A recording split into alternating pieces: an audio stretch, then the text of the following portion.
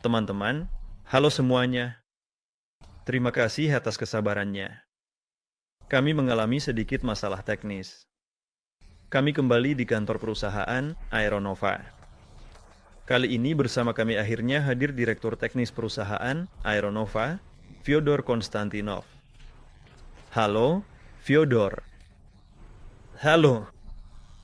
Pada webinar sebelumnya, Fyodor dan tim memberikan presentasi yang sangat menarik dan informatif di konferensi ilmiah teknis yang didedikasikan untuk Zhukovsky dengan sedikit lebih detail.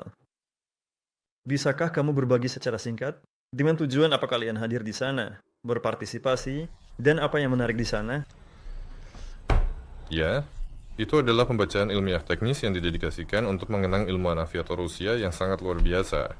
Dan tahun ini mereka menambahkan sesi aeronautika yang baru dan sedikit lebih banyak dan sangat luar biasa. Sesi aeronautika tersebut dipresentasikan oleh Akademi Ilmu Pengetahuan, Penerbangan, dan Aeronautika, dan anggota akademi ini memberikan presentasi mereka di sana. Bahkan ada 2 sesi penuh. Satu sesi berfokus pada sejarah aeronautika, dan yang lainnya bersifat ilmiah teknis. Kami, sebagai perusahaan Aeronova, hadir di sana sebagai perusahaan.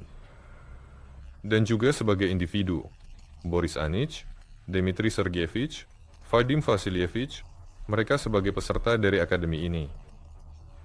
Ya, karena ada 3 keuntungan, mereka memutuskan untuk memperkenalkan seluruh perusahaan dengan cara ini. Dan saya juga berbicara di sana. Secara keseluruhan, pembacaan ini didedikasikan untuk penerbangan. Apa yang terjadi di negara kita secara umum. Ada pembicara dari bidang mesin, pesawat, dan drone. Keseluruhan didedikasikan untuk penerbangan. Ya, penerbangan dan semua yang terkait dengannya, industri penerbangan, ilmu pengetahuan, dan teknologi canggih juga yang berhubungan dengan penerbangan. Dari yang bermanfaat, ada presentasi dari salah satu wakil perusahaan mesin gabungan yang menceritakan tentang mesin untuk pesawat domestik kita, MS-21, dan Superjet. Mereka sedang melakukan uji coba saat ini. Sangat menarik untuk didengarkan. Ya, ini adalah korporasi besar. Mereka juga membicarakan tentang teknologi aditif yang sangat penting, terkini, inovatif, terdepan, dan berpengaruh. Saya tidak ingat namanya. Ada asosiasi yang menggabungkan semua dasar hukum dan teknis normatif yang dibentuk seputar teknologi aditif. Dan sangat lucu melihat. Benar-benar sungguh sangat menyenangkan dan menyedihkan sekaligus, bahwa dalam pembacaan ini banyak sekali orang tua yang hadir, dan mereka hanya terpaku pada kata aditif, karena di Uni Soviet istilah ini, sedikit. Berarti satu hal, dan sekarang, karena istilah itu seolah-olah kembali kepada kita dari bahasa Inggris, istilah ini di zaman modern hanya digunakan untuk merujuk pada pencetakan 3D. Dan mereka tidak mengerti apa yang terjadi. Mereka meminta penjelasan tentang istilah aditif.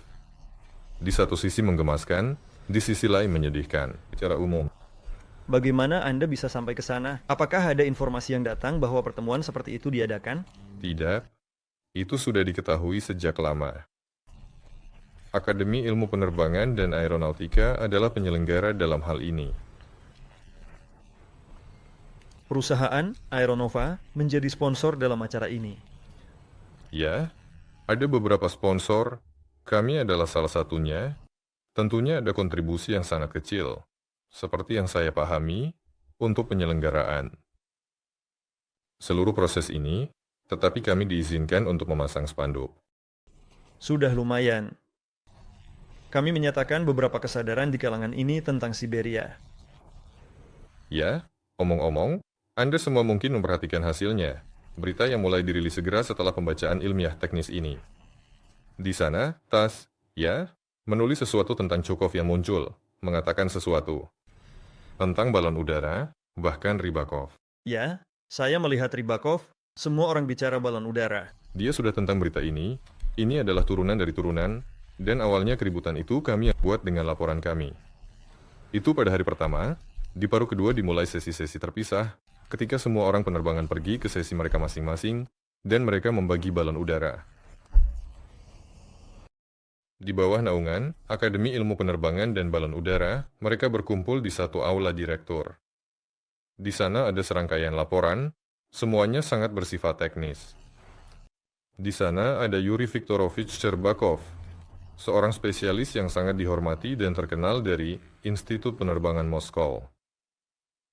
Dia sangat aktif berpartisipasi dalam program stratosfer kami, dan secara paralel memimpin, bagaimana mengatakannya, Departemen Balon Udara di luar jam kerja di Institut Penerbangan Moskow, dan di sana para mahasiswanya memberikan presentasi.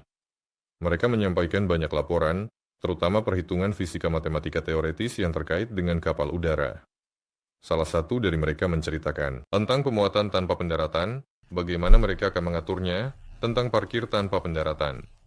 Secara umum, bagaimana seharusnya diatur. Bahkan ada gadis-gadis di sana yang memberikan presentasi. Secara keseluruhan, Yuri Shcherbakov, salut untuknya. Anak muda terlibat. Ya, anak muda mulai terlibat. Dia memiliki visinya sendiri tentang bagaimana tema balon udara harus diatur. Secara keseluruhan, dia menyimpulkan semuanya di akhir. Bisa dibilang, dia mengumpulkan semua laporan dan berkata, inilah konsep saya. Secara umum, Dengan acara seperti ini dan partisipasi di dalamnya, kita memulai semacam promosi dari mulut ke mulut. ya, dan DKBA juga ada di sana, serta beberapa tokoh lainnya. Tapi Iranovo yang tampil. Di sana ada presentasi yang paling menonjol, ini bukan teori, tetapi tentang praktik. Vadim Vasilyevich, ya, menceritakan tentang Nova 2, bagaimana kemajuan dalam pembuatannya, di tahap mana sekarang, dan sedikit tentang Nova 01. Nah, Nova 01 di perusahaan kami tidak dianggap sebagai seperti itu. Kami memulai Nova 2 lagi, dia sedikit dengan lebih rinci dan mendalam serta memberikan konteks tambahan menceritakan kisahnya. Kemudian Dmitri Sergeyevich Chmel juga membahas aspek teoretis dari perhitungan. Tetapi, semua itu didukung oleh perhitungan nyata, pengujian nyata, grafik nyata, dan rencana yang jelas untuk implementasi tepatnya dari kapal udara hibridadi. Dalam hal penciptaan daya angkat dan dinamika, serta aerostatika. Tidak di stratosfer. Tentu saja. Kemudian saya tampil, menceritakan tentang keberhasilan kami di stratosfer, tentang apa yang telah kami lakukan, bersama dengan MGTU IM, Bauman, dan Yuri Shcherbakov. Yuri Shcherbakov bertanggung jawab atas teori, Bauman untuk praktik. Kami untuk arahannya, bisa dikatakan, bersama-sama menciptakan. Menguasai proses teknologi pembuatan. Saya menceritakan semua ini, tentang peluncuran kami yang dari Moskow melalui Yakutia, melintasi Kutub Utara, mendarat di dekat Greenland. Ternyata, komunitas penerbangan balon sedikit hidup kembali karena ada praktik nyata yang dimulai. Teori yang tidak biasa. Ya, sepertinya begitu. Dulu ada praktik, dan ini, omong-omong, pada hari kedua ada sesi presentasi. Pada hari pertama, saya tidak ingat apa, ada sekitar 8 presentasi, atau 7, dan pada hari kedua ada sekitar 6, atau juga 7. Intinya, pada hari kedua Kulikov berbicara, dia pada masanya memimpin perusahaan operasional yang AU-30, tepatnya perusahaan operasional. Mengoperasikan. Ya, presentasinya cukup lucu, langsung ditujukan kepada kami. Seperti, teman-teman, lihatlah, intinya, berapa banyak yang telah kami capai selama operasi. Kemana harus memperhatikan. Dia mengatakan bahwa perancangan balon udara adalah sepertiga dari biaya, produksinya adalah sepertiga kedua dari biaya. Sedangkan pengoperasian daratnya dan pembangunan infrastruktur untuk pengoperasian, katanya, ternyata sepertiga dari biaya, baik tenaga kerja maupun finansial. Jadi, katanya, tidak bisa. Ia menceritakan. Apakah dia menyoroti kelemahan atau sebaliknya kekuatannya? Ya, secara keseluruhan, ya, dia menceritakan pengalamannya. Nah, karena ada beberapa praktik yang, ya, di Cakrawala. Empat jelas. Ya, banyak yang menjadi lebih bersemangat dan dari situ berita menyebar. Hebat. Apakah ada pertemuan baru yang menarik atau secara umum semua orang yang ada di sana sudah saling kenal dan pernah bertemu sebelumnya? Ngomong-ngomong, pada hari kedua terjadi hal yang menarik. Sesi kita tentang penerbangan balon udara yang berlangsung di Institut Penerbangan Sipil. Penerbangan di sini di Moskow tidak jauh, omong-omong, dari kantor kami, pada hari kedua digabungkan dengan sesi lain. Di sana, pada dasarnya, ada orang-orang dari UAV dan Boris Anatolievich tidak bisa melewati acara ini. Saya berbicara dengan ahli balon udara karena kantor kami dekat. Ruangannya besar, di sini setengahnya tidak terdengar. Ayo pergi. Jadi, dalam 15 menit kami semua sudah melompat ke taksi, datang ke sini ke kantor, dan sesi dilanjutkan di sini. Ya, ada banyak orang menarik dan doktor ilmu di bidang. Ternyata, ekonomi, logistik, penerbangan, indeed.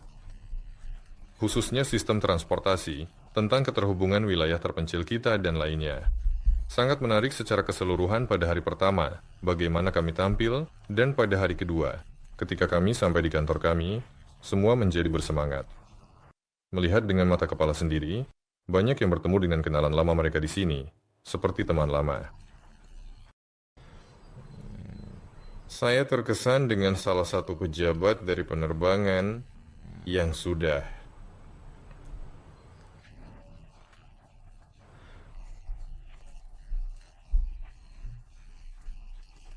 beralih dari praktik ke pembuatan undang-undang. Dia adalah pilot pertama dari kapal udara Rusia pertama di bawah Alexander Nikolaevich Kirillin di Aerostatika 01 miliknya. Dia datang bersama kami. Kesini ke kantor dan di sini ada sedikit keramaian pengorganisasian. Saya berlari-lari menempatkan semua orang menunjukkan sesuatu menceritakan dan saya melihat dia sudah duduk di simulator, terbang, dan berkata, kurangi sensitivitas, di sini, itu, semua. Saya seperti, bayangkan, pilot pertama duduk di sini, datang sendiri. Itu pertanda baik. Dia berkata, teman-teman, siang dan malam saya siap dihubungi. Ayo kita buat Aeronova. Balon udara Rusia. Pusat penerbangan, ya. Secara keseluruhan, semua orang sangat terkesan. Ada banyak orang yang menarik, yang sangat bermanfaat, dan inisiatif Boris Anatolievich untuk membawa semua orang ke sini benar-benar langkah yang tepat. Secara keseluruhan, itu keren. Ini semakin memberat dan menunjukkan bahwa pekerjaan benar-benar dilakukan dalam ini, dan kami bergerak aktif. Itu seperti cherry di atas kue. Dari laporan dan cara kami, ya, sudah jelas bahwa semuanya berjalan ke arah praktis, dan ketika kami datang ke sini, semua pertanyaan dari semua orang benar-benar terjawab. Dan secara keseluruhan untuk liputan media, karena komunitasnya cukup sempit, dan terlihat bahwa kebisingan informasi di internet cukup aktif menyebar secara umum. Kita bisa berfilosofi, berdiskusi, siapa yang menjadi penyebabnya, ya, tapi menurut saya, sebagian besar dari keberhasilan ini juga ada pada kita. Hari ini, para jurnalis mencari sumber asli dari kebisingan ini, dan hari ini mereka menelepon. Mereka bilang, jangan katakan dari mana. Mereka mencari kapal udara untuk merekam laporan dan menemukan kita. Tapi kita berpikir, Itu tidak apa-apa. baiklah, Vedya, mari kita beralih ke yang paling menarik. Semua orang menunggu peluncuran kapal udara pertama kita, Nova 01. Mari kita sedikit membahas tentang bagaimana uji coba darat pertama kita berjalan. Lihat, kamu menyebutnya uji coba darat, dan mungkin aku pernah mengatakan bahwa itu adalah uji coba darat. Pada kenyataannya apa yang kita lihat? Pengisian gas pada selubung, pemasangan kerangka, pengujian, dan lainnya. Itu adalah uji coba penerimaan dan penyerahan. Artinya, mereka membuatkan selubung untuk kita, dibuat oleh Bekishev yang juga menangani sistem kecil, dan masih sampai sekarang. Kami memilihnya karena dia berpengalaman punya bahan sendiri, sementara datang lambat. Mendukungnya, dan kami harus menerima selubung. Kami merancangnya. Gambar dan pola potong kami, dia yang buat. Dan agar kami bisa mengambilnya, kami perlu mengisinya dengan gas. 1. Memeriksa kedapannya, memeriksa kekuatannya. Ya, ada program dan metode yang berlangsung beberapa hari. Dan juga, ukuran, rangka, untuk menggantungkan kerangka gondola. Apakah jaraknya tepat? Apakah semuanya sesuai? Kami menggantung semuanya secara kondisional, memastikan bahwa semuanya cocok, kekuatan, kedapannya baik, semuanya di tempatnya. Dan uji terima penyerahan telah dilakukan, dan kami menandatangani akta penerimaan penyerahan akhir, jadi itulah ujiannya. Ada uji terima penyerahan, ditambah kami berkumpul. Sistem pengendalian saat itu, Saya memiliki harapan naif bahwa kami akan sempat menyelesaikan semuanya di sana, tetapi tidak sempat. Sekali lagi, hanya ada pemasangan mekanis, tidak ada sambungan faktual, pengendalian, atau pengaktifan mesin. Semua itu tidak terjadi karena berbagai alasan, tentu saja. Dan semua ini terjadi sekarang di sini, ya, dan masih berlangsung hingga sekarang. Bahkan dari 5 motor servo, satu entah kenapa mati dan berkata, "Saya tidak berniat bekerja." Motor servo datang lama, ya, Ini kita beralih dengan mulus ke alasan mengapa kita masih belum terbang. ya. Sebenarnya alasannya adalah karena jadwalnya bergeser ke kanan.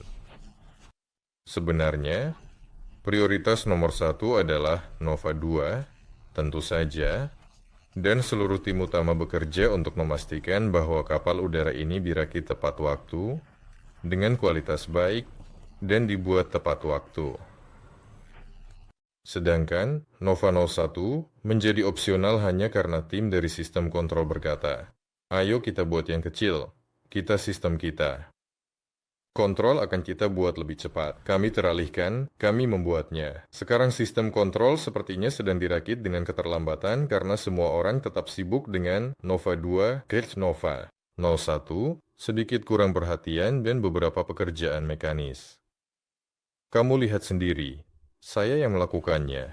Ya, karena semua orang sibuk dengan kapal udara besar, dan saya juga suka bekerja dengan tangan. Jadi, Zukovsky mengalihkan perhatian kami. Mesin-mesin datang kepada kami, mesin bubut, mesin fries 5 sumbu, dan mesin erosi. Ruslan mengalihkan perhatian dengan produksinya, karena mesin-mesin itu awalnya kami terima di satu tempat, dibongkar, lalu dipindahkan ke tempat produksi. Itu memakan banyak waktu, kemudian semuanya perlu dipasang dan dirakit. Sekarang sedang dalam tahap pengujian dan penyesuaian. Hari ini kami meluncurkan yang pertama. Sekali lagi, sumber daya teralihkan ke mesin-mesin tersebut juga. Selain itu, ya, saya juga sedikit menunda. Tentu saja, dengan pemilihan lokasi untuk pengujian dan dengan demikian sedikit, bisa dikatakan, menggeser jadwal secara keseluruhan. Kami hampir membeli lapangan terbang. Saya berpikir untuk tidak mengujinya di tempat orang lain. Dan mungkin saja, kami bisa dengan cepat membeli milik kami sendiri dan langsung mulai terbang di sana. Setidaknya, kami tidak perlu membongkar Nova 01 atau meluncurkannya jika itu berada di tempat kami sendiri. Ya, dan akan lebih mudah dengan segala izin, jadwal, akses masuk, dan semua hal semacam itu. Dan secara keseluruhan, penerbangan pertama dari kapal udara di lapangan terbang kami sendiri akan lebih simbolis. Tentu saja, ya. Namun, pembelian lapangan terbang itu gagal. Mungkin memang benar. Seperti yang dikatakan, milik kita tidak akan pergi jauh dari kita. Kami sedang bernegosiasi dengan lapangan terbang lain. Kami sudah mendapatkan persetujuan untuk pengujian. Kami diberikan hangar yang kami butuhkan selama sebulan penuh. Kami ke sana dan ukurannya sesuai kebutuhan kami. Kami sudah mendapatkan persetujuan untuk lepas landas di sana. Hanya saja jadwalnya bergeser ke kanan. Jika disimpulkan, kami teralihkan, dan saya sengaja menunda dengan harapan. Dengan demikian, sehingga Kami tidak teralihkan begitu saja, tetapi juga pada tugas-tugas paralel yang dijalankan secara bersamaan di perusahaan. salah satu tugasnya adalah Nova 2, yang sangat penting dan sangat menantang. Sebagian besar pekerjaan kami ambil kembali dengan perhatian penuh terhadap detail untuk memastikan keselamatan dan efisiensi. Semuanya benar mengenai gondola. Kami memiliki perjanjian yang jelas dengan kontraktor mengenai gondola. Itu terdiri dari banyak tahap, dan dalam isi perjanjian sudah ditetapkan bahwa mulai dari tahap tertentu kami dapat mengambil alih semua pekerjaan, dan tahap itu telah terjadi, dan kami mengambil alih pekerjaan tersebut, tetapi kami mengambil alih sedikit lebih awal dari yang kami perkirakan. Artinya, kami berencana untuk menyelesaikan beberapa tahap lagi, namun terpaksa lebih awal. Kami harus sedikit mengatur proses, merekrut orang tambahan, dan dengan sangat berhati-hati dan teliti memperkenalkan mereka pada pekerjaan. Yang harus dilakukan, menetapkan tugas untuk mereka dalam waktu dekat. Untungnya, semuanya berjalan lancar, orang-orang yang dibutuhkan ditemukan, pekerjaan sudah aktif. Sedang berlangsung, ini juga memakan waktu. Nah, sejauh yang saya pahami, berada di sini di kantor perusahaan, ini dilakukan dari sudut pandang optimalisasi anggaran. Karena, sejauh yang saya pahami, mereka mengajukan jumlah yang cukup besar, dan serangkaian tugas ini pada dasarnya bisa selesaikan. Jangan pergi bertualang bersamamu. Apalagi yang kita punya? Kapan uji coba? Ceritakan. Apa saja sentuhan akhir kita? Apa yang sedang kita selesaikan sekarang ini? Dan kapan kita akan berangkat? Sebenarnya, jujur saja, kita sedang mengukur, bisa dibilang, sistem kontrol dengan diri balon udara itu secara geometris. Secara harfiah, bahwa itu dirakit di meja dan berfungsi. Itu luar biasa.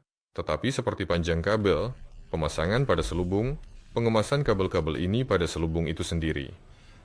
Jadi, itu bekerja dengan sangat kompak, dan sekarang, ketika sistem tersebar, beberapa casing harus diganti, beberapa bracket harus diganti, banyak kabel harus disolder ulang, dan ditambah lagi keinginan untuk langsung menggunakan optik.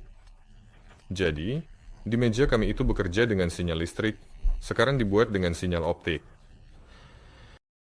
Secara umum, kami hanya melakukan perakitan akhir sistem kontrol di kantor kami. Bisa dibayangkan bahwa kami duduk di hanggar, merakit sebuah kapal udara besar, tetapi karena Nova 01 sangat kecil, kami merakitnya langsung di ruang rapat kami. Sepertinya kamu mengunggah beberapa foto, ya, Kam Lingkara. Beberapa pertanyaan estetika juga muncul, para penasihat berkata, tidak bagus, harus diperbaiki.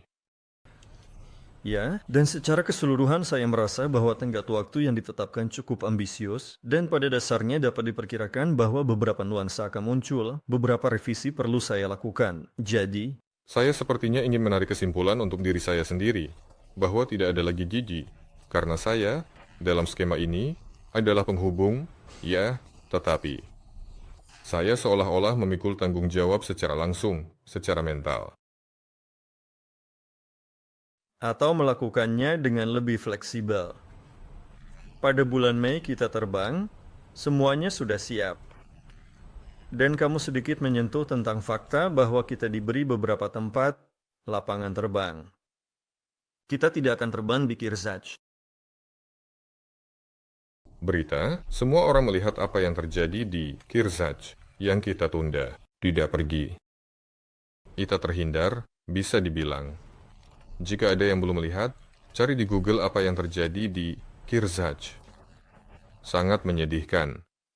Ya, kita tidak akan terbang di Kirzach. Namun, karena semuanya masih dalam negosiasi, dan secara umum, ketika kita tiba di lapangan terbang ini, Gena akan merekam video dan menunjukkan lapangan terbang tersebut. Ya, kita sudah sepakat di sini. Sambil lalu, kamu juga menyebutkan bahwa kita sekarang memiliki mesin. Mungkin kita bisa menjelaskan secara singkat jenis tugas apa yang akan mereka lakukan di perusahaan. Untuk apa mereka? Pada dasarnya, dibeli. Untuk logam, ya, tugas besar, banyak sekali.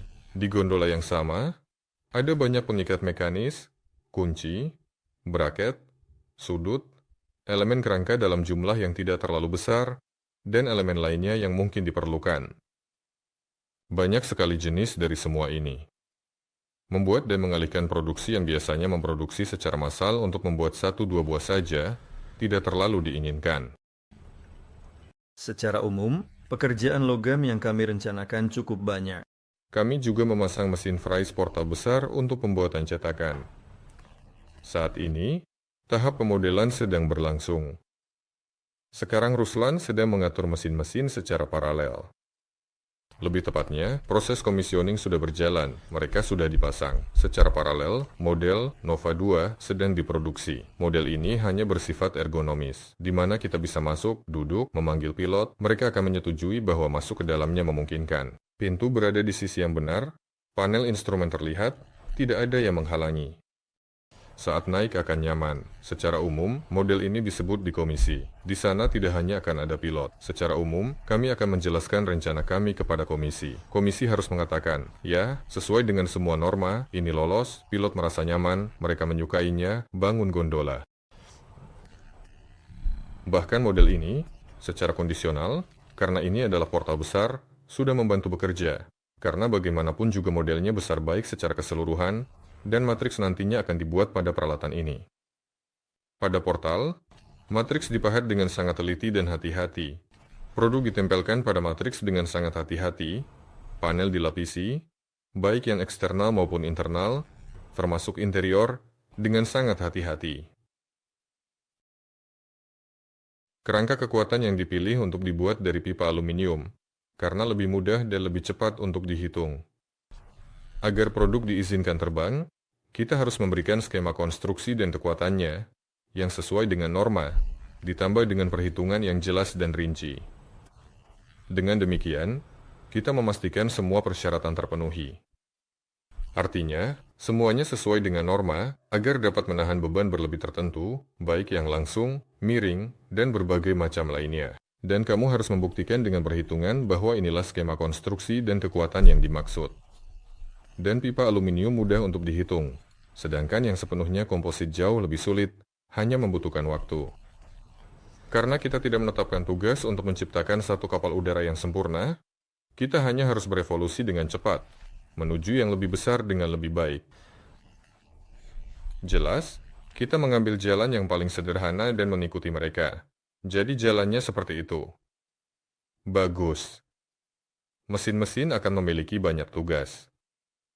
Ditambah lagi, sistem tenaga yang sangat canggih yang akan digunakan di Nova 8 sedang dalam tahap akhir pengembangan dan dokumentasi teknis untuk produksi mulai terbentuk, dan di mesin-mesin ini pekerjaan utama mereka adalah produksi sistem tenaga tersebut yang sangat penting dan krusial untuk keberhasilan proyek ini.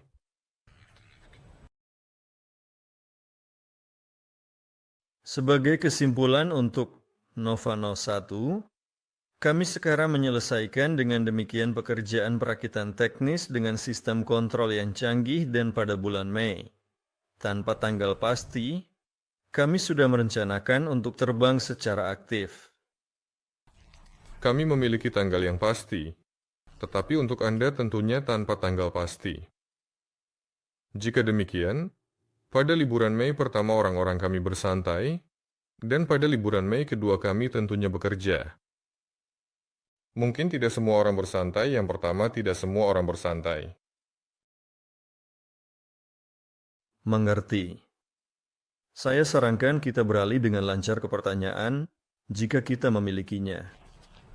Berita utama, menurut saya, sudah kita bahas, jadi beri saya 1 menit, saya akan melihat apa yang kita miliki.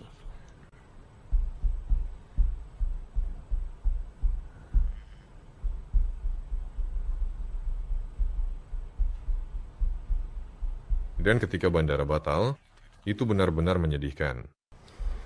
Semua kesepakatan sudah ada. Baik, ada satu pertanyaan di sini. Salam sehat untuk Anda dan semua. Saya mendengar berita bahwa minggu ini akan ada uji coba peluncuran. Perangkat apa dan kapan akan diluncurkan? Nah, kami sudah sebagian menjawab pertanyaan ini. Perangkat yang akan diluncurkan adalah Nova 01 dengan ukuran 130 meter kubik. Perangkat pertama kami yang akan diuji. Jadi mari kita langsung ke yang kedua. Apakah ada pemikiran tentang bagaimana mengurangi biaya operasional? Itu pertanyaannya. Apakah ada pemikiran? Ada pemikiran? Ya. Nah, tentu saja ada pemikiran. Ya, buatlah produk berkualitas, usahakan agar produk tersebut tanpa awak, dan biaya operasional akan berkurang. Secara keseluruhan ini akan ditentukan dan keputusan akan diambil. Nah, dengan memperpanjang periode pemeliharaan, memasukkan solusi di sana. Seperti sistem tenaga yang sama, yang memiliki sumber daya lebih besar secara keseluruhan dan dipilih untuk itu. Sistem transportasi tanpa awak, mereka menghemat setengahnya, atau bagaimana, saya tidak ingat, harus bertanya kepada Boris. Secara umum, ada perhitungan ekonomi saat bekerja dengan kapal udara transportasi secara kondisional yang membawa sejumlah besar kargo ribuan kilometer, puluhan, hingga ratusan ton. Dan jika ada awap di sana, berarti ada sejumlah besar orang yang bekerja secara bergiliran, dan semua orang awalnya menganggap bahwa memang begitu dengan sangat baik dan hati-hati serta penuh perhatian. Dan itu berarti, desain gondola mengisyaratkan adanya penumpang dan sistem pendukung di sana, termasuk gaji, asuransi, dan banyak hal lainnya yang menyertainya, seperti. Tetapi jika kapal udara itu tanpa awak, maka biayanya jauh lebih murah. Untuk alasan jelas. Ya, Jadi, di sini, setidaknya bagi saya, tidak sepenuhnya jelas mengapa pilot mendukung pengurangan manuvrabilitas. sensitivitas. Intinya, ada kontrol di simulator, dan dia berkata begini, jika saya memutar tuas ini sedikit, dan kapal udara berbelok tajam, maka sensitivitasnya harus dikurangi agar kontrolnya lebih baik. Jadi mungkin itu tentang sensitivitas. Ya, dia memberikan banyak catatan. Ya, itu adalah momen yang sangat menyentuh sekali. Jadi, konstelasi orbit rendah, apa yang dilakukan untuk mewujudkan rencana tersebut? Banyak yang dilakukan, omong-omong. Berita dari sana bagus. Dari arah ini, setelah peluncuran kami yang banyak dibicarakan, kami sama sekali tidak menghentikan pekerjaan. Saat ini sedang dilakukan persiapan untuk sejumlah, bahkan banyak, peluncuran berikutnya. Dan dalam rangka acara peluncuran ini, sedang dalam proses produksi selubung tekanan tinggi ini, yang disebut BIDA. Sepertinya kita sepakat untuk menyebutnya begitu. Dengan demikian, sedang dilakukan penyempurnaan muatan berguna. Muatan berguna dibuat sekali pakai, dapat digunakan kembali, dan modular. Sebuah selubung kecil baru telah dibuat bersamanya. Baru-baru ini, telah dirilis bahwa banyak hal telah diuji pada selubung ini, baik sistem penghentian penerbangan maupun sistem peluncuran. Dengan jelas, berbagai hal ini. Nah, mengeluarkan bola yang sama dari hanggar, itu adalah tugas dalam video. Mungkin Anda sudah melihatnya, atau mungkin akan segera melihatnya. Bagaimanapun, film dokumenter akan dirilis. Cepat atau lambat, walau dia tidak mendengar. Ya, bahwa orang-orang membawanya dengan tangan, beberapa orang, seperti 100 tahun yang lalu, membawa balon udara dengan tali. Selama ini, trailer sedang dikembangkan, dan kami tidak menguji trailer pada peluncuran kami saat itu, agar tidak menambahkan variabel tambahan, bisa dibilang, dalam peluncuran. Setelah peluncuran, kami dengan sangat hati-hati dan teliti membuat selubung kecil, dan trailer ini telah berulang kali melepaskan selubung ini, berulang kali mengembalikannya. Intinya, kami mencatat beberapa hal baik dan berguna yang bisa diubah. Secara keseluruhan, di Baumanka juga terjadi perubahan yang cukup signifikan. Kami berbicara tentang bagaimana kami mulai bekerja dengan mereka. Pusat rekayasa sistem stratosfer belum ada. Sekarang sudah ada. Dan ketika Arkadi ada di sini di studio kami, itu baru saja mulai terbentuk. Baru-baru ini kami berada di Baumanka. Di sana semuanya sudah serius, mereka pindah ke tempat baru, mempekerjakan cukup banyak orang, jadi sekarang evolusi kami di bidang stratosfer akan melangkah dengan pesat. Jadi, Institut Baumanka sendiri melihat bahwa anak-anak dengan inisiatif dan bantuan kami meluncurkan perangkat stratosfer seperti itu, dan mereka melihat potensi di dalamnya. Ya, semuanya sudah dipersiapkan seperti itu. Dan mereka membuka seluruh departemen secara terpisah. Pusat rekayasa. Ya, ini sebenarnya adalah struktur semi-komersial. Departemen itu bersifat pendidikan, sedangkan ini semi-komersial. Pada dasarnya komersial, harus melakukan penelitian dan pengembangan ilmiah dengan lebih baik dan teliti untuk uang dari klien. Baik, bagus. Mari kita lanjut ke pertanyaan berikutnya. Bagaimana cara menyegel jahitan pada selubung? Dengan metode apa? Apakah dengan perekat atau vulkanisasi atau bagaimana? Tergantung pada selubung apa. Tentu saja, jika itu adalah selubung balon udara, maka itu adalah pengelasan frekuensi tinggi. Apakah ini bisa dianggap sebagai proses vulkanisasi? Jika berbicara tentang selubung stratostat, itu benar-benar berbeda. Secara umum, baik direkatkan maupun dilas. Saya belum pernah mendengar tentang vulkanisasi, tetapi teknologi ini, secara umum, sudah dikembangkan. Dan sebelum membuat selubung, pertama-tama, sesuai dengan metode, Dibuatlah bagian kecil dari jahitan yang dilas atau direkatkan, ditempatkan dalam peralatan yang dikenal, dan dilakukan pemeriksaan penyegelan. Jika jahitannya kedap, tidak ada kebocoran, maka selubung tersebut dirakit sepenuhnya. Dipompa dengan udara dan diterima. Terutama pengelasan. Pengelasan selubung, pengelasan dengan panas dan tekanan, pengelasan dengan frekuensi tinggi. Frekuensi tinggi lebih baik, jahitannya lebih andal, penyegelan lebih baik. Dengan panas dan tekanan, itu cara lama, tetapi juga berfungsi. Merekatkan, tetapi sebaiknya tidak merekatkan apapun. Tetapi ada tempat-tempat yang, omong-omong, bahkan setelah pengelasan, misalnya, bagian yang sangat penting, ketika ada 3 atau lebih jahitan bertemu di satu titik, di sana, ya, kadang-kadang direkatkan, ditempatkan tambalan khusus di atasnya, semuanya sesuai dengan teknologi, untuk penyegelan, jadi solusi gabungan memang ada. Omong-omong, dalam salah satu pertemuan kerja di perusahaan Aeronova, para insinyur bersama dengan Fyodor memikirkan dengan sangat hati-hati dan teliti cara terbaik untuk menemukan kebocoran di badan, di selubung balon udara. Ada berbagai contoh, solusi. Akan menarik untuk mendengar beberapa ide dari Anda dalam arah ini. Mungkin kita akan mendengar sesuatu yang baru dan mungkin solusi inilah yang akan diterima dalam penggunaan di perusahaan Aeronova. Ya, seperti yang dikatakan Boris Alexandrovich, mengendus tidak cocok untuk kita. Maksudnya, ada alat pendeteksi kebocoran yang memiliki zona deteksi kebocoran yang kecil. Alat tersebut dapat mendeteksi dengan bantuan ultrasonik atau dengan metode lainnya. Kapasitas panas, misalnya, diukur ketika helium masuk.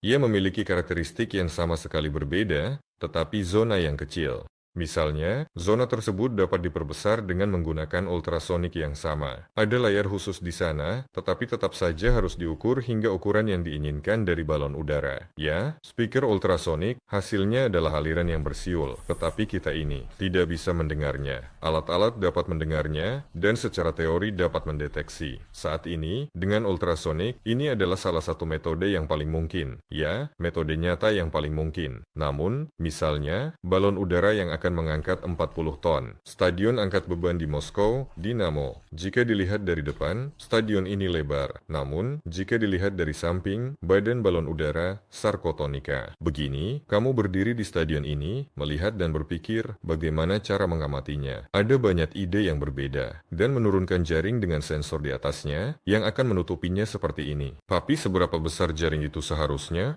Seberapa rumit ini? Saya menyarankan untuk membuat seperti gerbang detektor logam, sehingga dia bisa melewatinya, atau berlabuh, atau masuk ke hanggar. Di pintu masuk hanggar, kita bisa memasang gerbang, dan itu akan memindainya. Bagaimanapun, tuliskan solusi Anda. Mungkin Anda memiliki ide brilian yang bahkan belum kami pikirkan. Itu akan luar biasa.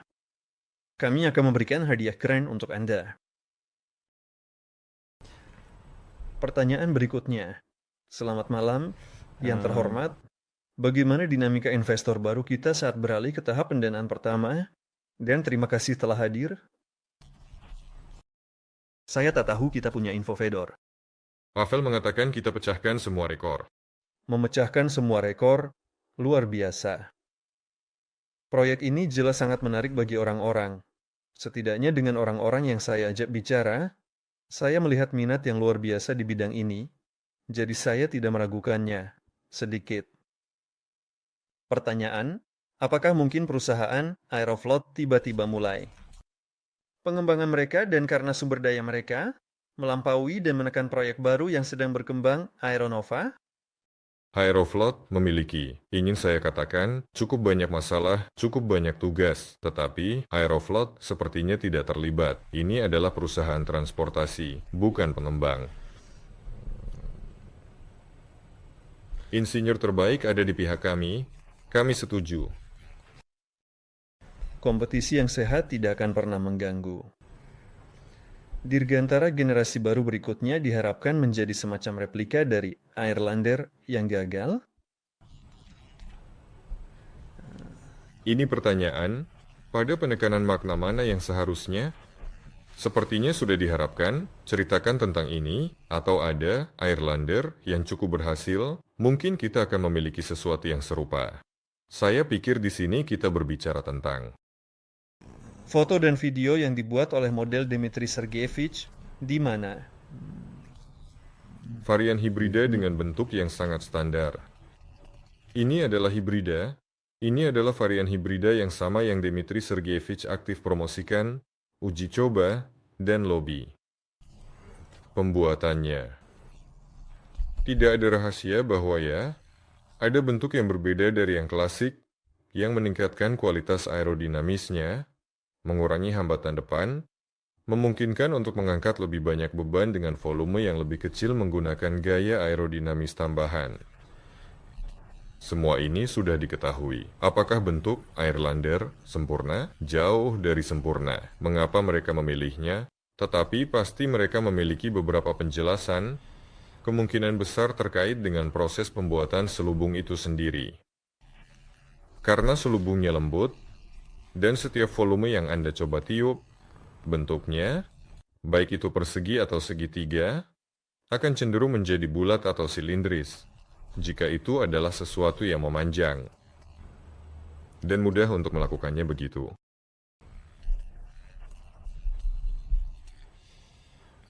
Dmitry Sergeyevich memiliki keinginan untuk membuat benda-benda seperti itu. Semua orang memahami bahwa kemungkinan besar masa depan ada pada mereka. Tetapi perlu diingat dengan seksama bahwa badan aerodinamis seperti itu tentu saja adalah kapal udara kaku. Karena mencoba meniup bola persegi itu tidak mungkin, dan juga itu bodoh secara keseluruhan. Namun, pikiran yang penasaran dan tentunya pelaksana yang berbakat tetap berharap. Mencoba membuat selubung lunak seperti itu, yang kecil, dalam format Nova 01, untuk melakukan uji dinamis nyata, mengambil semua karakteristiknya dan hanya secara menyeluruh memvalidasi teori. Bahwa sesuai dengan perhitungan, model perhitungan kami telah diuji dalam praktik, meskipun dengan beberapa asumsi, karena selubungnya lunak, bentuknya tidak sepenuhnya benar. Secara umum, dan kedepannya berpikir bagaimana membangun perangkat keras besar seperti itu. Dmitry Sergeyevich bergerak ke arah ini. Semua orang, saya ulangi sepenuhnya memahami bahwa masa depan ada pada perangkat keras seperti itu. Membuat yang lunak, yang besar dan serius, tidak mungkin. Mencoba yang kecil bisa dan kemungkinan besar kenapa tidak? Nah, saya mengerti dibandingkan dengan Airlander karena, Sistem multisilinder. memiliki kemiripan visual tertentu. Baik, pertanyaan berikutnya. Apakah Aeroflot hanya akan melihat dari samping? Aeroflot akan dengan senang hati mengangkut barang dan penumpang dengan menggunakan pesawat. Yang akan dibeli dari kami, Aeroflot. Perusahaan operasional, saya tidak mempelajari Aeroflot sedalam itu, tetapi memang dibangun sebagai perusahaan transportasi, bukan pengembang atau produsen. Baik, pertanyaan berikutnya. Apakah kita memiliki pesaing besar yang serius? Apakah ada orang lain di Rusia yang saat ini mengerjakan kapal udara? Meskipun pertanyaan ini tidak secara khusus tentang Rusia. Tidak ada pesaing. Semua penerbang udara adalah saudara. Bagaimanapun juga, agar industri ini bisa berjalan, diperlukan partisipasi aktif kapal udara di langit. Dan semakin banyak kapal udara, tidak harus dari perusahaan kami. Semakin baik untuk perusahaan kami, bukan semakin buruk. Dari sudut pandang iklim keuangan, dalam hal kompetisi, jika di satu negara muncul beberapa perusahaan yang cukup kuat, di sini mungkin ada konflik kepentingan dalam hal menarik dana, lebih lanjut, dan seterusnya. Negara mungkin memilih salah satu atau dengan cara lain, tetapi secara keseluruhan, semakin banyak, semakin baik.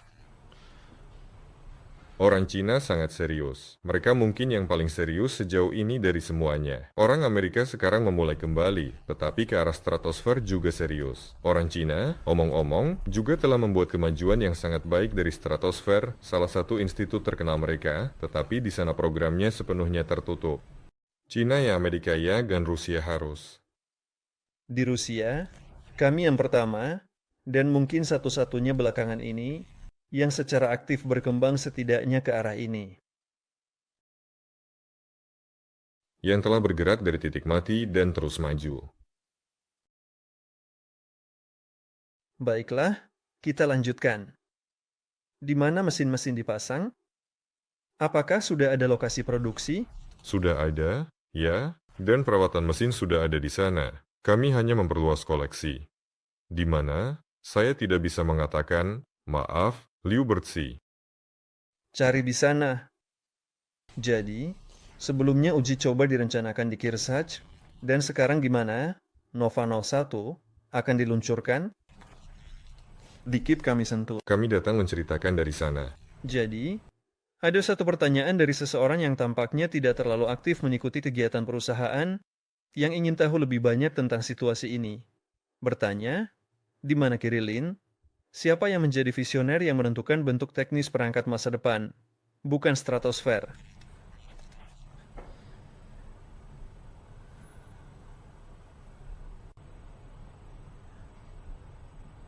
Sulit untuk menjawab dengan singkat dan padat, terutama ketika kita berusaha untuk tidak menyinggung perasaan orang-orang yang beriman, yang memerlukan kehati-hatian dan pertimbangan yang mendalam.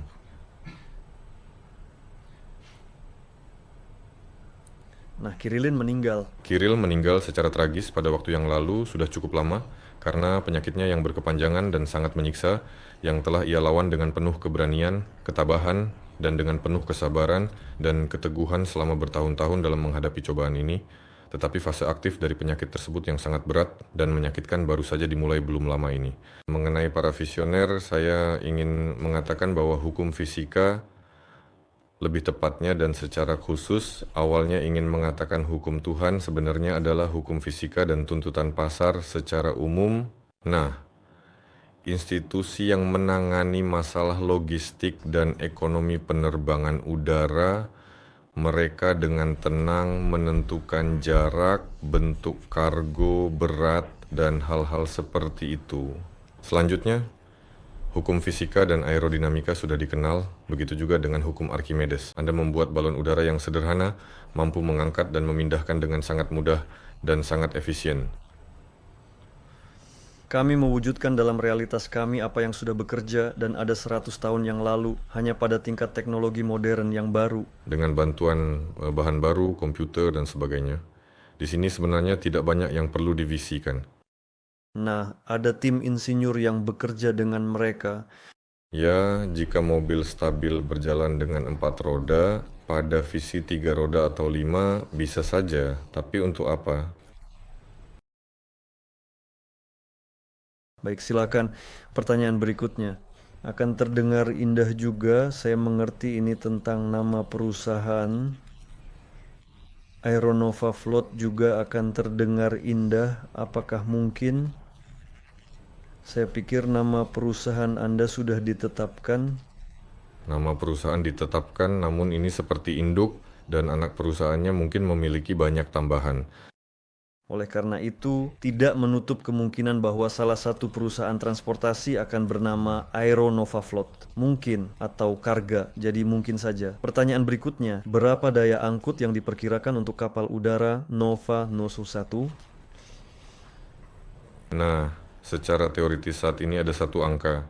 Saya hanya, akan mengatakan sekarang, nanti mereka akan mengatakan tentang ini. Singkatnya, ayo kita buat kisaran.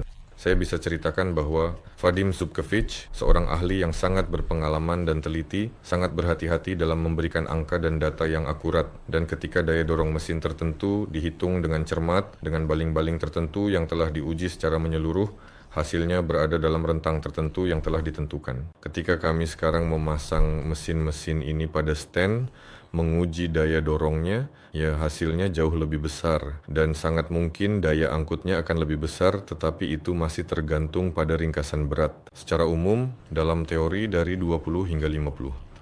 Walau 50, ini saya sudah mengatakan menambahkan. Vadim mengatakan hingga 20, saya mengatakan dari 20 maka hingga 50. Karena sebagian bisa dibawa pada badan hanya dengan mengubah program penerbangan, sedikit mengubah sudut serang. Kecepatan akan berkurang, tetapi dengan mudah berat bisa dibawa pada kenyataannya. Hanya meningkatkan persentase hibriditas. Kita akan lihat bagaimana hasilnya. Saya sekali lagi mengingatkan bahwa Nova Nusundatu saat ini dalam pelaksanaan yang ada tidak optimal untuk ukurannya. Saat ini sedang dibuat untuk meniru secara tepat dari kapal udara Nova 2. Ini adalah bentuknya, posisi baling-baling, ukuran baling-baling, daya dorong yang dihasilkan terhadap hambatan depan seperti itu. Semuanya mencontohkan dengan cermat dinamika Nova 2 untuk melatih sistem pengendalian kapal udara masa depan, agar pekerjaan dengan itu lebih sedikit. Begitu kami mengumpulkan semua karakteristik dinamis dari pelaksanaan Nova Soro 1 ini, dalam pelaksanaan ini Nova Soro 1 tidak akan digunakan, ia akan diubah dengan hati-hati. Pada cangkang ini, jika tidak rusak, tentu saja kami akan mengganti gondola, mengganti banyak hal dan membuatnya optimal. Kemudian ia akan membawa muatan yang dapat dibawanya secara komersial dan akan terlihat seperti tampilan akhirnya, bukan seperti ini. Ini adalah salinan dari kapal udara Nova 2. Ukuran kapal udara ini 130 kubik, jika dibuat dengan benar seharusnya dapat dengan mudah membawa sekitar 50 kg selama berhari-hari, setidaknya 1 hari penuh. Ini adalah indikator yang bagus untuk kapal udara kecil, 130 kubik, 50 kilo, bahkan jika hanya 20.000 kilo. Bahkan jika hanya 20 kilo bisa digunakan untuk pemantauan atau iklan. Tapi sekali lagi, ini semua tentang keinginan kita punya kapal udara kecil, mari kita gunakan untuk sesuatu. Ada yang percaya bahwa kapal udara hanya masuk akal jika besar dan ekonomis. Ada juga yang percaya bahwa kapal udara kecil bisa dimanfaatkan. Baiklah, manfaatkanlah, kami akan membuatnya seefisien mungkin. Semua yang bisa dieksploitasi dari kemampuan teknik dan hukum fisika akan dilakukan dengan cara apapun yang memungkinkan. Ada minat terhadapnya secara menyeluruh dan mendalam. Kita akan lihat dalam praktiknya apa yang akan dihasilkan. Hebat. Saya menantikannya. Jadi apakah Anda sudah bertemu dengan perwakilan ODK? Apakah mereka memiliki mesin pesawat untuk kapal udara atau tidak? Tidak ada. Saya akan menjelaskan. Mesin pesawat umumnya dibuat untuk kecepatan yang digunakan oleh pesawat terbang, tentu saja. Saat ini, hampir tidak ada yang bergerak secepat kapal udara, semuanya lebih cepat. Semakin besar aliran udara, desain mesinnya berbeda. Kapal udara membutuhkan kecepatan yang lebih rendah, sehingga perlu membuat baling-baling berkecepatan rendah, membuat mesin berkecepatan rendah. Seolah-olah semua pengembangan sudah ada, tetapi untuk mengatakan bahwa ini sudah siap, ambil dan gunakan, tidak ada yang memilikinya. Di sana harus ada kustomisasi yang sangat cukup serius atau pengembangan dari awal yang lebih mendalam dan terperinci. Motor listrik tertentu yang sangat cocok, tetapi di sana perlu dengan sangat hati-hati dan teliti menyelesaikan instalasi hibrida. Tapi bagaimanapun juga, kami sudah memiliki beberapa solusi yang kami rencanakan untuk diterapkan pada kapal udara kami. Kami memilikinya, ya pertanyaannya tentang mesin gabungan konstruksi. Baik, mari kita lanjutkan. Kapan saham di Bursa Moskow atau Saint Petersburg akan diperdagangkan di masa depan? Ini adalah pertanyaan yang sangat penting dan kompleks menurut saya, karena melibatkan banyak faktor ekonomi dan politik yang mempengaruhi pasar saham secara keseluruhan.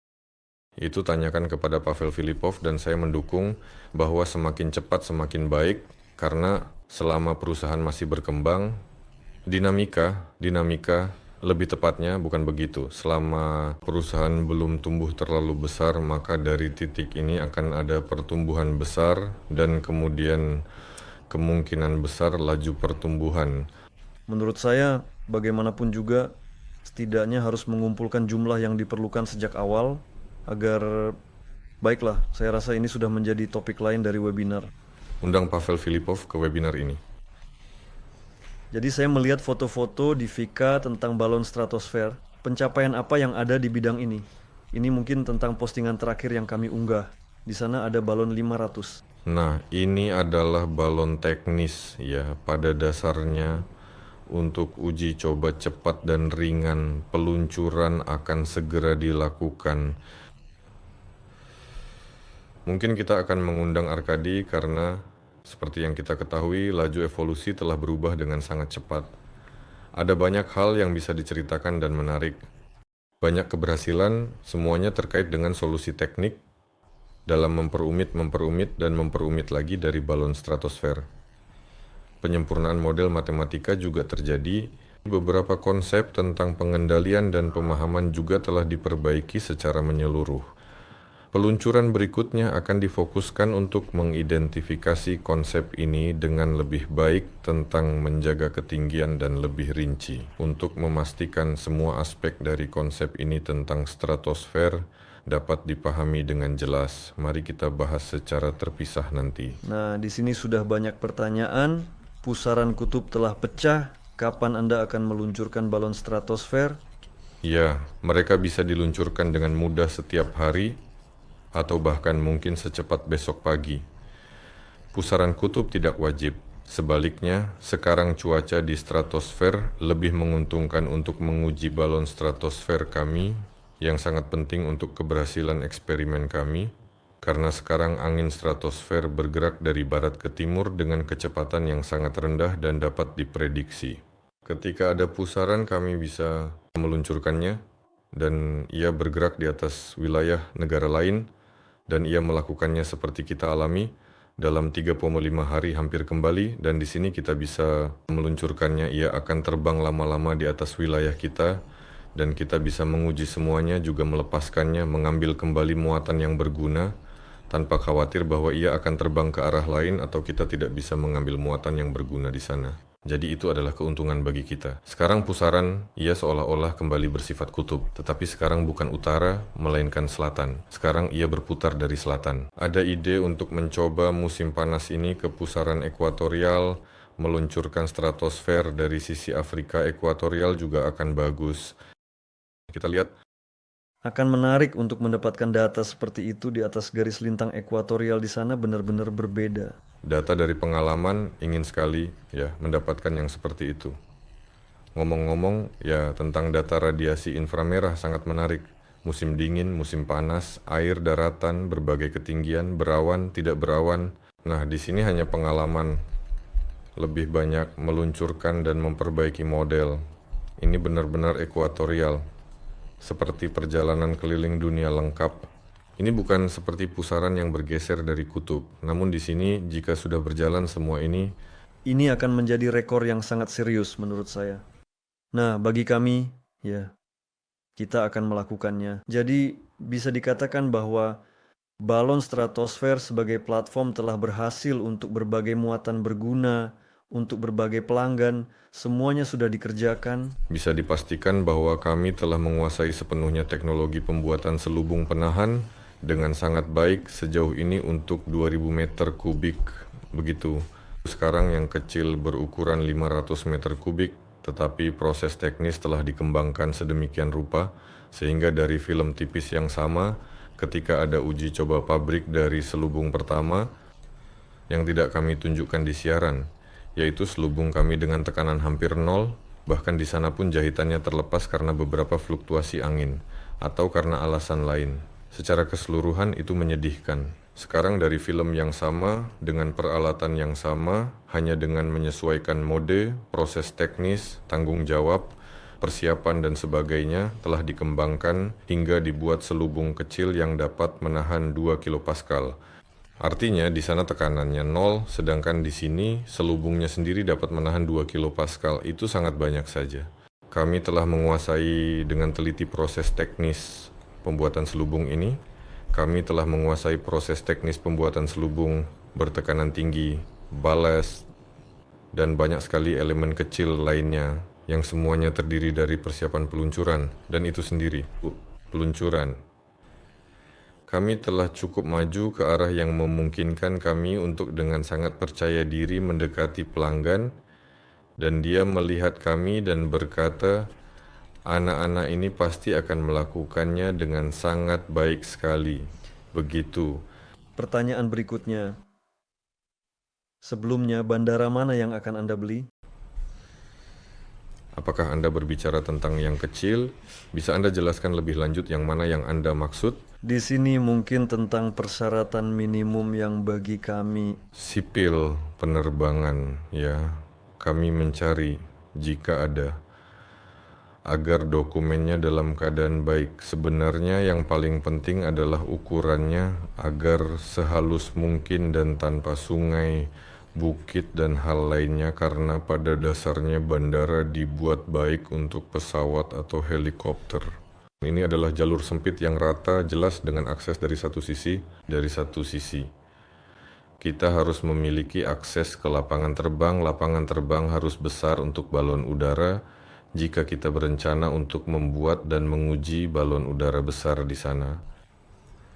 Persyaratan pada dasarnya adalah geodesi. Baik, seberapa besar hanggar untuk Nova 35 yang baru dan bagaimana konstruksinya? Apakah itu akan menjadi tiup atau permanen? Nova 35 yang baru dan canggih pasti akan permanen. Ukurannya sekitar 160 meter panjangnya, mungkin hingga 50 meter lebarnya, dan juga mungkin tingginya, dengan teknologi terbaru dan sangat kuat. Ini akan menjadi permanen serta tahan lama dan dirancang untuk bertahan lama. Struktur alami yang sangat kompleks dan sangat rumit, dengan kemungkinan hampir mencapai 99% adalah rangka logam yang kuat dan kokoh, dengan kemungkinan sekitar 80% adalah dinding vertikal yang tinggi dan atap pelana yang diperkuat dengan baik dengan tingkat presisi yang tinggi, seperti itu. Itu jika berkaitan dengan Nova 35 yang baru saja. Kami belum memulai perancangan galangan kapal yang serius ini. Kami masih berada pada tahap konsep. Apakah di sana dibangun satu Nova 35 atau dua Nova 35? Tidak, di sana pasti dibangun dua Nova 35, tetapi panjangnya bisa sedemikian rupa sehingga Nova berikutnya bisa masuk satu. Kemungkinan besar memang akan seperti itu. Lebih kurang puluhan meter, tetapi konstruksinya seperti itu. Bangunannya tentu saja permanen, tidak ingin membuatnya dengan kerangka pneumatik, dan tidak ada gunanya karena ini adalah bengkel perakitan, bukan pusat perbelanjaan, dan kapal udara yang kaku diperlukan derek dan banyak peralatan untuk dipindahkan. Di sini diperlukan kokoh dan langit-langit yang menahan beban. Nah, melanjutkan pertanyaan ini, apakah di lapangan terbang yang dibeli akan cukup ruang untuk hanggar besar bagi perangkat di atas 200 ton, tetapi itu sudah seperti itu, Itulah yang sedang kami pertimbangkan saat ini. dengan prospek untuk pertumbuhan yang lebih besar, lebih lanjut. Agar setidaknya satu yang 200 ton bisa muat. Jadi, apa sistem penggerak atau penggerak yang akan digunakan pada Nova 35? Parameternya, jika ada informasi tersebut? Tidak, untuk informasi itu harus memanggil Vadim Zubkevich. Kami hanya sedang membangun kerangka kekuatan untuk Nova 35 secara aktif. Akan ada banyak sistem penggerak hibrida yang tersebar di sana. Kemungkinan besar, sama seperti pada Nova 8, di sana akan ada, singkatnya saya tidak akan mendahului dari 300 kW per satu baling-baling utama. Baling-baling utama ini sangat penting untuk kinerja keseluruhan pesawat. Baling-baling di sepanjang badan pesawat ini dirancang untuk memberikan stabilitas. Banyak. Baik, pertanyaan berikutnya. Saat ini di dunia ada kembalinya minat yang tajam terhadap pembangunan kapal udara. Apakah Anda mengikuti, mereka bertanya, apakah Anda mengikuti perkembangan proyek lain yang saya mengerti berkembang ke arah ini? Rusia tidak ada yang seperti itu. Saya rasa kami sebagian yang menetapkan ritme. Bukan berarti kami mengikuti. Bagus. Apakah ada perusahaan atau proyek yang dikenal atau yang terkenal di luar negeri? Ya, ada. Di Amerika, ahli kapal udara memiliki kenalan. Di Eropa ada kenalan. Seluruh Tiongkok kenalan. Semua ahli kapal udara mengenal, ahli kami mengenal seluruh dunia. Kami mengenal semua orang. Apakah kami berinteraksi? Ya, kami juga aktif berkomunikasi. Dengan beberapa orang kami berinteraksi. Baiklah. Bagaimana jika menggunakan tambang tidak terpakai sebagai pengganti lapangan terbang? Itu adalah ide seperti itu. Tidak disarankan. Ada cerita bahwa ketika terbang di atas tambang, bahkan pesawat pun bisa turun. Dan kapal udara lebih sensitif terhadap perubahan atmosfer seperti itu, jadi tentu saja tidak disarankan. Selain itu, di tempat-tempat seperti itu biasanya ada peningkatan aktivitas radiasi di beberapa tambang. Tergantung apa yang ditambang. Di banyak tempat, tetapi radiasi juga. Di sini lebih tentang kenyamanan operasional dan tidak nyaman. Baiklah, ceritakan lebih lanjut tentang sistem tenaga semuanya. Bagaimana dengan kapal udara yang ada di sana? Kapal udara yang mana yang dimaksud? Kemungkinan besar ini mungkin tentang yang hibrida. Kami akan ceritakan lebih detail tentang ini, semoga segera. Jadi, apakah Nova Nito 1 bisa melakukan loop Nestrov? Saya ditanya pertanyaan ini, omong-omong, saat kamu tidak ada di webinar itu. Saya sudah berpikir-pikir, tapi tidak tahu bagaimana menurutmu. Apakah dapat dilakukan dengan cara apapun? Nova 01 dalam bentuk yang sedang kami buat sekarang sebagai salinan Nova 2 tidak bisa, mungkin itu fakta. Tapi kami mengubahnya, kami akan mencoba. Jika ada tugas seperti itu, kami akan mencoba sedikit. Tidak. Namun ketika kami melakukan perubahan dan mengonversinya ke dalam bentuk yang lebih optimal dan efisien, ada kemungkinan besar bahwa hasil yang diinginkan akan tercapai. Proses ini Setidaknya banyak yang sudah ingin mencoba. Bagaimana Anda berencana mendapatkan izin untuk terbang dengan cara yang sah dan sesuai peraturan? Dalam waktu yang sangat dekat sekali, izin yang diperlukan sudah disetujui. Jadi dalam arah ini tidak ada masalah besar yang mendesak atau mungkin Ya, selain itu, kapal udara pertama kami tetap tanpa awak dan semuanya bahkan mengarah pada fakta bahwa pada dasarnya pemilik drone sudah mengetahui prosedur ini. Bahwa dengan 2 klik melalui internet Anda mengurus izin untuk menerbangkan drone, mendaftarkannya, dan memerlukan lisensi. Tetapi dari sisi ini kami mendapatkan bantuan. selain itu beberapa undang-undang sudah ada. Baru-baru ini kapal udara terbang di atas Moskow. Ya, belum lama ini. Bagi kita sudah lama, bagi mereka belum lama. Jadi komunikasi stratosfer kutub bersifat musiman karena pusaran kutub telah pecah saja. Ada beberapa model untuk menciptakan komunikasi. Ketika ada pusaran kutub, itu adalah satu model untuk mempertahankan komunikasi. Ketika tidak ada pusaran, perangkat bisa hampir statis, itu adalah model lain. Namun secara keseluruhan bisa dilakukan dengan kedua cara. Pertanyaannya hanya pada ukuran kelompoknya.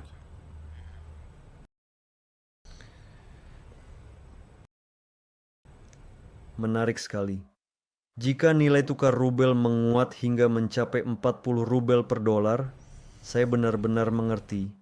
Apakah perlu untuk meningkatkan jumlah anggaran yang dialokasikan untuk proyek ini menjadi lebih dari 100 juta dolar? Itu pertanyaan yang sangat menarik dan provokatif sekali. Tidak provokatif, itu lebih ke arah ekonomi, politik. Pertanyaannya, apa yang akan terjadi dengan harga domestik jika rubel menguat hingga 40 rubel per dolar? Apakah harga logam dan sosis akan menguat atau tidak? Pertanyaan yang terbuka, ya. Jadi seperti yang sudah kita ketahui, kecepatan maksimum dari balon udara. Nah, balon udara klasik, berapa bisa? 80 km per jam. Semakin besar balon udara, semakin cepat ia bisa terbang. Indikatornya meningkat dengan jelas dan signifikan di sana. Apakah ada fakta yang terdokumentasi dan terperinci tentang kecepatan maksimum balon udara dan akurat? Nah, hingga 100 semua pernah terbang. Benar-benar pernah terbang? Saya dengar bahkan balon udara modern bisa mencapai 150. Ya, bisa, tapi tidak ada banyak gunanya. Semakin besar balon udara, semakin cepat ia terbang, 100 km jam. Jika kecil, sedikit lebih lambat, jika besar, sedikit lebih cepat. Namun, jika ada tugas untuk membangun balon udara yang benar-benar cepat, itu cukup mudah. Balon udara dibangun lebih aerodinamis. Hibrida? Ya, benar, dan naik ke ketinggian tertentu di mana udara lebih tipis. Di sana ia bisa terbang lebih cepat. Ya, hanya saja pertanyaannya adalah apakah ada tugas seperti itu? Terselesaikan, dipercepat sampai 300. Balon udara stratosfer ada di sebelah kiri, balon udara stratosfer kita kondisional, balon udara stratosfer kita yang berada dalam aliran melingkar, terbang dengan kecepatan ratusan kilometer per jam. Maksimal di sana sekitar 170. dan aliran stratosfer mempercepat ke 300 relatif terhadap bumi. Seolah terbang dalam aliran udara, udara relatif diam, namun relatif terhadap bumi kita terbang sangat cepat. Ya, dan ada aliran yang cukup cepat di planet kita. Mereka sebenarnya tidak terlalu tinggi dan mereka dapat diprediksi. Seperti Gulf Stream di air, kita memiliki aliran serupa di planet kita dan kita bisa mengirimkan balon udara ke sana dan seakan memanfaatkan kecepatan aliran ditambah menambah kecepatan sendiri. Secara keseluruhan, ya, relatif terhadap udara kamu tidak akan terbang terlalu cepat, tetapi relatif terhadap bumi kamu akan bergerak cukup cepat. Selain itu, sepertinya dari kamu aku mengetahui informasi ini bahwa ada juga lapisan angin pusaran ini, dan jika memberikan kesempatan kepada balon stratosfer untuk mengatur ketinggian, kita bisa berpindah-pindah dari angin-angin ini dengan cara itu. Ya, ini adalah metode perpindahan, yaitu mempertahankan zona balon stratosfer. Sedangkan untuk kapal udara dan kecepatan maksimumnya, itu relatif terhadap angin. Untuk bentuk klasik, sekitar 100 km per jam, lebih atau kurang, tergantung pada bentuknya. Sedangkan relatif terhadap bumi, dengan mempertimbangkan angin, itu tergantung pada kecepatan angin, tergantung pada ketinggian. Secara umum, jika ada tugas untuk melakukannya cepat, bisa dilakukan cepat. Baik, pertanyaan berikutnya, bagaimana Anda akan melindungi motor listrik pada kapal udara dari sambaran petir? Seperti semua alat penerbangan lainnya dilindungi, baik helikopter maupun pesawat. Tidak perlu menemukan sesuatu yang baru, semua penangkal petir dan perlindungan petir sudah ada. Metode yang sudah dikenal. Ya, meskipun mereka tidak menggunakan motor listrik, ada lebih dari cukup peralatan elektronik yang juga bisa terkena sambaran petir, tetapi ada alat perlindungan yang menghindarinya. Komputer di pesawat lebih rentan daripada motor listrik. Secara keseluruhan saya tidak melihat ada masalah. Jadi jika dua balon udara secara tidak sengaja bertabrakan di udara, apa akibatnya? Seperti dua balon udara ini? Saya bisa membayangkannya. Tentu saja, seperti yang kita ketahui, perlu dimodelkan apa akibatnya. Tetapi ini akan seperti tabrakan dua kapal di laut. Jika dilakukan dengan sangat hati-hati, langsung pasti menabrak satu sama lain secara tegak lurus dengan kecepatan tinggi. Pasti ada yang rusak, tetapi jika pada sudut yang bersinggungan dengan keras, maka mereka bertemu. Berpisah dengan lembut, tetapi tergantung pada jenisnya, kaku atau tidak kaku, mungkin. Dalam banyak kasus, beberapa elemen konstruksi secara umum akan mengalami kerusakan. Elemen-elemen ini dapat mengalami berbagai jenis kerusakan, tergantung pada faktor-faktor seperti usia, kualitas material, dan kondisi lingkungan. Elemen konstruksi yang akan rusak adalah yang memang seharusnya rusak. Ini seperti deformasi terkontrol. Artinya, mengapa tidak membuat mobil menabrak dinding tanpa kerusakan? Karena perlu menyerap energi benturan dengan benar, tepat, dan efektif untuk melindungi elemen-elemen penting dari mobil serta aman dan yang ada di dalamnya, manusia. Ya, maksud saya pada kapal udara juga akan diterapkan logika seperti itu agar konstruksi utama tetap utuh, beberapa konstruksi akan rusak tetapi akan menyerap energi benturan. Semuanya akan baik-baik saja.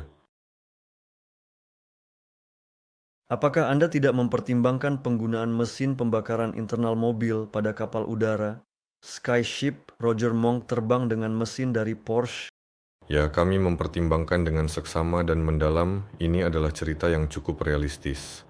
Bisa dilakukan dengan berbagai pertimbangan dan analisis, dan kemungkinan besar kami akan membuat drone kecil, konversi otomatis. Singkatnya, mesin mobil dan mesin dari Subaru dipertimbangkan, mesin dari Toyota dipertimbangkan, dan mesin dari Porsche juga dipertimbangkan. Dan sudah ada beberapa penggemar yang memasang mesin mobil pada autogiro yang sama dengan mengadaptasinya. Dengan menggunakan balon udara tanpa awak, ini adalah strategi yang cukup realistis. Untuk yang berawak, tentu saja pasti tidak. Di mana ada orang yang duduk, sudah ada aturan yang sangat berbeda. Mesin harus bersertifikat andal, banyak persyaratan. Dengan penerbangan tanpa awak kini berubah sangat, menguntungkan dalam peraturan legislatif yang sangat penting dan memastikan bahwa semua proses dapat berjalan dengan lancar, jadi semuanya akan berjalan. Bagus, sepertinya pertanyaan saya sudah habis. Jika tidak ada yang baru ditulis secara keseluruhan, kita mungkin bisa mengakhiri. Satu-satunya hal, saya akan membuat sedikit pengecualian. Pada webinar sebelumnya, saya berjanji untuk memberikan hoodie, merchandise kami dari perusahaan Solar Group. Saya memilih orang ini. Orang yang membuat webinar saya sebelumnya dan mengajukan paling banyak pertanyaan itu adalah Gleb Italianski. Saya pasti akan menulis pesan pribadi dan pasti akan mengirimkan merchandise ini. Teman-teman, kami juga sangat mendorong dan meminta Anda untuk aktif, menulis komentar, memberikan suka, membagikan video yang kami unggah. Ini sangat membantu perkembangan project. Anda sebenarnya tahu tentang ini, jadi jangan ragu, aktiflah saja, tulis komentar. Dan tentu saja kami akan mengadakan lebih banyak aktivitas untuk mendukung semangat Anda dan memperkenalkan beberapa interaktivitas dalam pertemuan kami, dan kita akan bersama-sama mewujudkan proyek ini. Dengan bantuan Anda, ini akan menjawab semua pertanyaan yang dikirimkan kepada saya. Kalau begitu tidak, jika ada waktu kita bisa bahas. Saya menjawab pribadi, mereka menulis kepada saya. Mungkin ada yang lain tertarik jawaban ini. Mari kita bekerja. Baiklah teman-teman, terima kasih kepada semua yang hadir di webinar kami hari ini dan kepada Anda yang menontonnya dalam rekaman. Sudah menonton sampai akhir, bergabunglah dalam pertemuan kami berikutnya. Terima kasih semuanya. Semoga semua baik-baik saja. Jumpa.